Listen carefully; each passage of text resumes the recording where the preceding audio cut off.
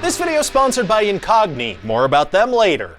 Hi there, hello everybody. It looks like I'm back with a new video, and I do apologize for that. I'm as upset as you are about it, and I take full responsibility. I made a video a couple of months ago about making fun of big dumb luxury homes, and I called that video Making Fun of Big Dumb Luxury Homes. And people seem to like it. I got a lot of lovely comments. I also got some other comments, and the nice comments got me thinking, which I think I captured on video.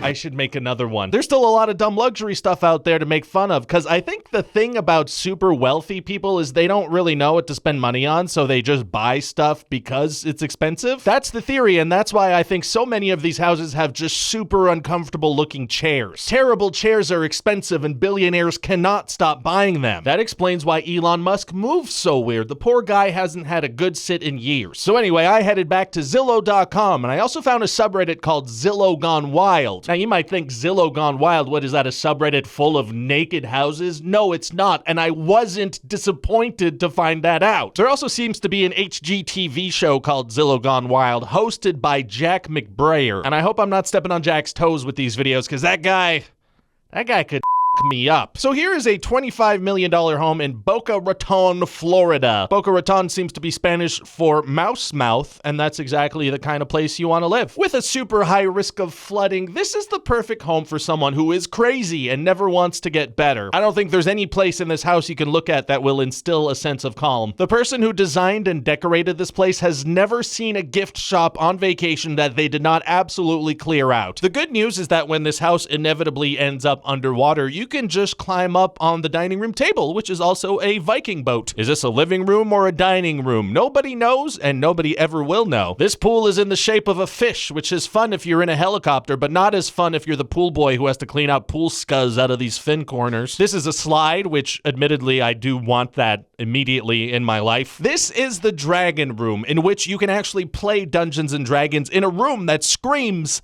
I bought every dragon-related thing I could find. Please pee in this cut-open keg of mine, but watch out for the fart zone. This bathroom leads directly outside. This one does not, but I wish it did. These are rooms that are all about painting and ceramics, which I think explains a lot of the rest of the house, actually. It's all starting to come together. You know how a lot of houses have a conversation piece? This place is like a negative space of conversation pieces. They've inverted the very concept of a conversation piece, and that's admirable, and I would hate to live there. I'd never want to go in it. This $11 million home features a stunning art piece, which is a representation of that older family member that would pinch your cheeks as a kid and smelled way too much like perfume. Make yourself at home and have a rest on this cold slab as you stare at this artwork that says, "In is the only way out," and wonder if you're being vaguely threatened by that. Enjoy a nice rest in this bed that has no privacy and is just connected to the rest of the place. Welcome to the game room, where it feels like if you touch any of it, the hosts will be kind of mad about it. This island has 9 seats, and this one has none. And that's because this one is for the help, who are not allowed to rest. This is where you would start the evening with your guests, and this is where you would continue it. And the event you're hosting is one of those dinner parties where one of the guests is murdered. And now I do need to take a quick break to check in with the adstronaut who's here to talk about today's sponsor, Incogni. Hi there, hello, it's me, I'm the adstronaut. I'm out here in ad space to talk to you about Incogni. So listen, did you know there are some sketchy bad actors on the internet? To be or not to be, that is the question. Okay, that's an actual bad actor, but I meant more like bad people trying to do sketchy stuff online. You didn't like my performance? No, I did not, and with data breaches happening more and more often, data brokers are having a field day out there selling people's private info. But the good news is you have the right to ask data brokers to delete whatever information they have about you. Which is where Incogni comes in. See, Incogni reaches out to data brokers on your behalf, requests the removal of your personal data, and handles any pushback from their side. All you gotta do is create an account, grant them permission to act for you, and then kick back as they do their thing. You cannot even handle the truth! Remember from Top Gun? Slightly improving bad actor, still not super relevant though. Anyway, let's also not forget about people search sites in the US which have detailed profiles on millions of Americans. Hey, guess what? That's not a good kind of site to be on. I don't like that. Well, Incogni can remove your info from those sites too. And hey, you can get 60% off Incogni right now by heading to incogni.com/RyanGeorgeExtra and using code RyanGeorgeExtra. Or just click the link in the description. It's clickable, I checked. I think I just need to figure out my motivation. Go home, bad actor, that's your motivation. Thanks, Incogni. I am now one step closer to being able to afford this chair that looks like it would destroy my tailbone forever. This is a beautiful $21 million home in Chicago, which as soon as you walk in raises the question, hey,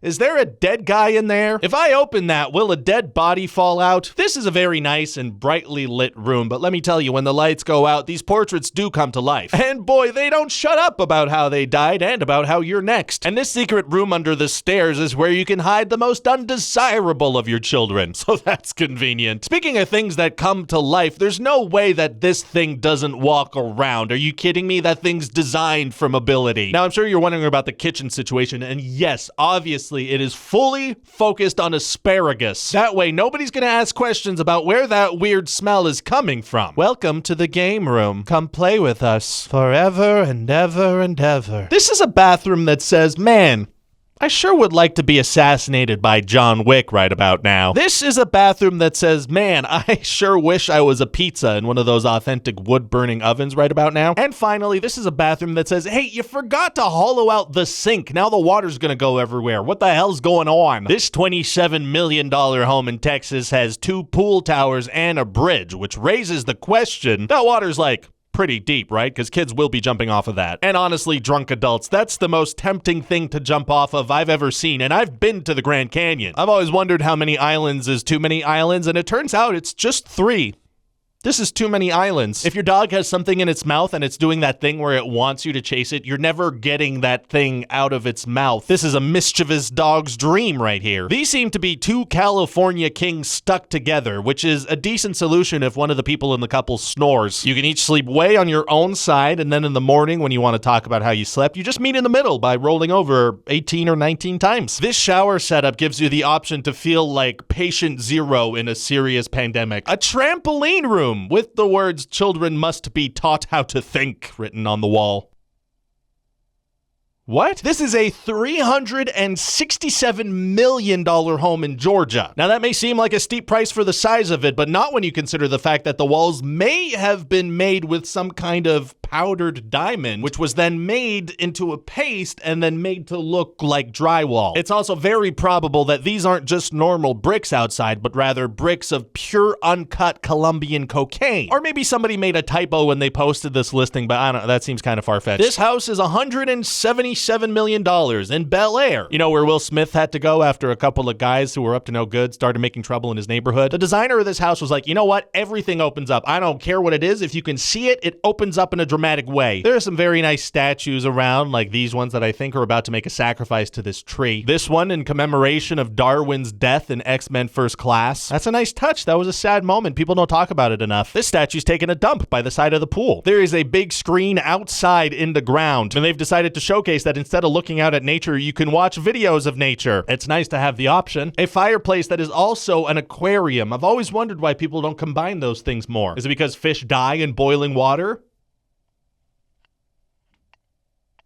Maybe. Would you like to sit on the peanut couch or on grandmother's head? This walk-in closet gives you lots of space while also making you feel like you got into Hogwarts and your uncle doesn't want you to go. If your child is misbehaving, why not make them sit in the weird pawn chair and stare at the death spider for a few minutes? That'll set them straight. That'll set them straight. I've played enough video games to know that if I touch this water, I will die immediately. There's a projector here pointing at the floor so you can all stand in a circle and watch a movie like this.